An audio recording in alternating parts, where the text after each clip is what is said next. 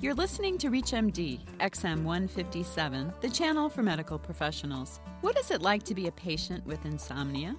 To be told it's your fault? Just relax, or take this med or that med. Our guest today weaves together her personal experience with insomnia and the latest sleep science.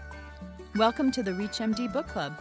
I'm Dr. Leslie Lundt, author of You Can Think Like a Psychiatrist, your host. And with me today is Dr. Gayle Greene. Dr. Greene is a professor of literature and women's studies at Scripps College, Claremont, California. She is a member of the American Academy of Sleep Medicine and is the patient representative and board member of the American Insomnia Association.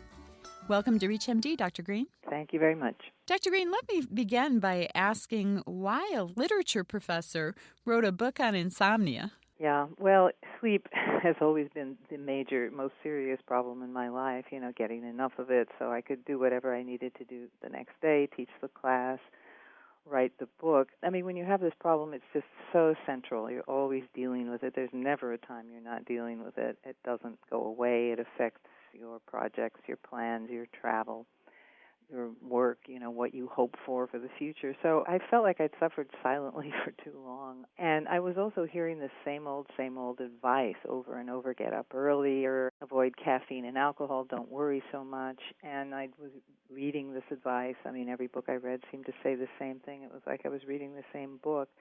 And I've been hearing this advice for a really long time because my father was a doctor, and he would tell me exactly what I've just said and kind of pass the buck to me like it's something you're doing wrong.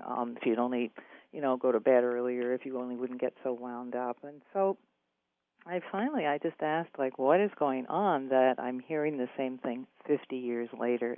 I was 13 when I was getting that kind of advice, and it was 50 years ago, more than 50 years ago. Where is the research? Why has the tune not changed in 50 years? Well, now's your chance. So talk to our physician listeners about what it's really like to have insomnia. Oh, it's completely miserable. I think I know that people who take sleep for granted don't get it. They just don't. I mean, people are accustomed to having maybe, a bad night now and then, and it's usually caused because there's something on their mind or something like that. So they assume that's the case for everyone. There must be something you must be worried, you must have a guilty conscience. And, often I can have insomnia. There will be not a thing on my mind. I will go to sleep, I'll be relaxed, I'll be, I've had a good day and nothing urgent the next day, and I'll lie there, it's just nothing. And it's not even a racing mind. But you can't function when you have 2 or 3 or 4. I can't anyway. Some people can. There's a difference between a short sleeper and an insomniac. Some people do not need more than 3 or 4 hours. I know quite a few of these people. They're very, very lucky.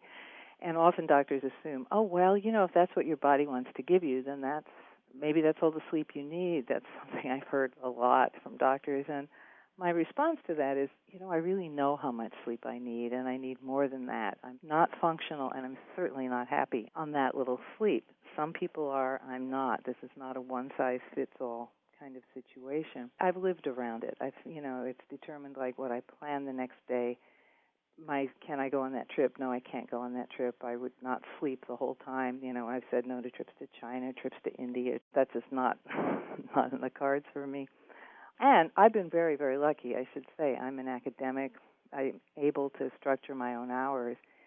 People who are caught in a 9-to-5 world get very badly mangled by this because they don't have the latitude, the freedom to schedule their own time.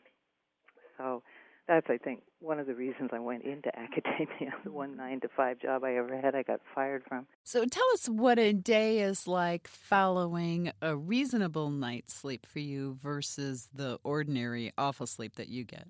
Oh, God. Well, I don't get very many 6 to 7 hour nights without some chemical help. I should say that. The maybe 4 or 5 or 6 times a year that I get a night like that, I feel like I could take on the world. I mean, I have this kind of energy and intelligence and optimism that I think this is the way some people live all the time. They just take this for granted, like it's the way life feels. And my life doesn't usually feel that way. I mean, on 2 or 3 or 4 hours I feel like I can't take on anything. It's the difference between being at the bottom of an avalanche and being at the top of a ski slope. Sleep is so interesting to me. I mean, the more I got into this book, the more fascinated I became by it, how they understand so little about it. And yet, it's the fuel of life. I mean, sleep is your better self. It's your consciousness. It's your creativity.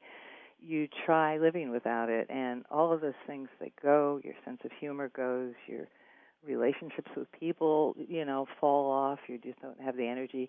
Marriages break up over insomnia. I mean, I never seen a study done, but boy, anecdotally, I encountered so many people who just said, my husband left me. He couldn't stand sleeping with me, and he wouldn't sleep without me, and this kind of story occurs over and over again. So the difference between having sleep and not having sleep is the difference between having fuel, having a full tank for your life, or being on empty all the time.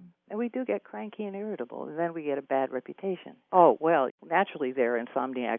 Look at what an unpleasant, cranky person this is. Well, it's the cause and effect is mixed up there. I mean, you actually become that way because you have the sleep problem, not the other way around. Now, you interviewed countless experts to write the book Insomniac. What was the most surprising thing you discovered during your research? Well, the most surprising thing was really how few researchers are on it, are actually on it in the way that I think will make the difference, will make the breakthrough that will help us to understand it so that we can get treatments that more specifically target it. I expected there to be a whole world of insomnia researchers. There are actually a fairly limited number, at least the ones that came to these meetings, were sort of the same faces over and over again.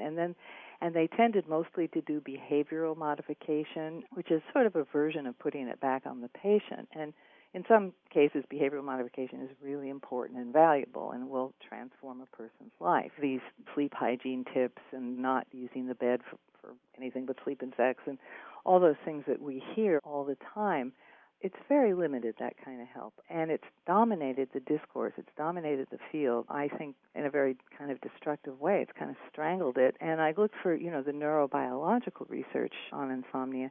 I couldn't find it. I mean, it's just by my reckoning, looking at the NIH figures and names of the research grants given and the funding for them, I counted up about $4 million that was spent on neurobiological research into insomnia for the year 2005. There were $20 million in all on insomnia, which is hardly anything, but most of it went to treatments and therapies and kind of studies of behavioral modification. I mean, very little of it went to a search for the cause. So that was astounding to me. But, of course, it explained a lot. It explained why we're still hearing the same old tune that we heard 50 years ago on this. Nobody is really looking. If you don't look, you're not going to find. And I have to say there have been really exciting breakthroughs in other areas in sleep. Narcolepsy has had a major breakthrough where researchers have discovered the deficiency, what neurotransmitter is deficient in narcoleptics' brains. It's a wake-up transmitter, and it accounts for the fact that they're always falling asleep. Restless legs syndrome has had a similar breakthrough. That's what's needed in insomnia, but insomnia has had no such breakthrough. I mean, there just hasn't been any kind of, there's less of this, there's less of that. This mechanism operates in a different way than it does in normal people because people just aren't doing the necessary research. They're working on apnea much more than on insomnia because it's much easier to work on. If you're just joining our discussion, you're listening to ReachMD, XM157, the channel for medical professionals. I'm Dr. Leslie Lundt, your host, and with me today is Dr. Gayle Greene. We are discussing her new book, Insomniac. Yeah, Gayle, one of the things that always amazed me was here sleep, at least theoretically, we should be spending a third of our life doing it. And in medical education, we learn very little about it. And, when I went to med school, we had a one-hour lecture on sleep, and that was it. So no surprise, I guess. And it wouldn't be much different today. I mean, they're finding that it's the same problem. Doctors just get very little in the curriculum. The textbooks don't give a lot to sleep. It's like the great invisible. My theory is that the books are written by people who sleep well. The curricula are designed by people who sleep well. So what's to talk about? Turn out the lights, you go to sleep. Any tips for physicians on how best to help their patients that do have insomnia, especially those good sleeper physicians? Well, don't trivialize this. This is a really serious disorder, and the doctor probably sees quite a few insomniacs each day, although many don't talk about it. So maybe I don't know how many insomniacs doctors actually do see, but it's a serious disorder. I had a doctor say to me, "Well, nothing wrong with you except you can't sleep." I didn't even know where to start with that one. And don't send us down the hall to the shrink. Don't kind of pass the buck to psychiatry. I mean, they don't know how to deal with it either, unless you really think there's a psychological disorder there. But insomnia is not necessarily a psychological disorder. It is likely to be in the body. It is likely to be in hormones. I mean, find out about a woman's hormones and listen to us when we say, I think it's hormones, because a lot of women have a sense that it's hormonally determined. I certainly was for me. I mean, I was just a victim, the brunt end of my hormones all my life.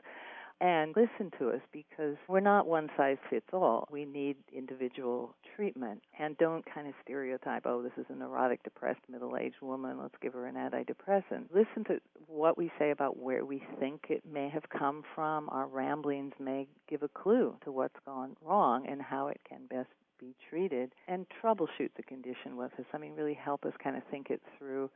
Work with us on finding the right drug. If we decide to go, don't just slap on whatever drug is readiest to hand or that you have samples of or something. I mean, there is, of course, real trial and error in drugs. The patient has to find out which drug works. I mean, hugely various responses to these drugs. And so we may not find the drug that works for us the first time. So don't think we're a junkie if we come back and say, I want to try something else. I mean, there's this horrible thing that whenever you ask for a sleep med, the eyebrows go up and you think, what kind of a junkie is this? Well, I'm not. I'm just trying to get some sleep. That's the way most insomniacs are. And just also the web. The web has been very helpful to insomniacs, and if we bring in information, try to sort of deal with that. I know the web is also full of nonsense, and doctors are sometimes impatient with that, but it can be very helpful as well. You spent a lot of time writing this book. I'm curious, are you more or less hopeful about your own insomnia since writing Insomniac? Well, my insomnia is a constant. It's pretty much the same no matter what I do, although it might have improved a little bit while I was writing the book because I was living like a shut-in. I mean, I was saying no to so many external, appointments, and people understood that I was really intensely involved in this project. So, I don't know, maybe that helped. Well, thank you so much for sharing your experiences with us today. You're welcome. It's a pleasure. We've been talking with Dr. Gayle Greene, the author of Insomniac. I'm Dr. Leslie Lundt. You've been listening to the ReachMD Book Club on ReachMD XM 157, the channel for medical professionals. We welcome your questions and comments, so please visit us at reachmd.com. Our new on-demand and podcast features will allow you to access our entire program library. Thank you for listening.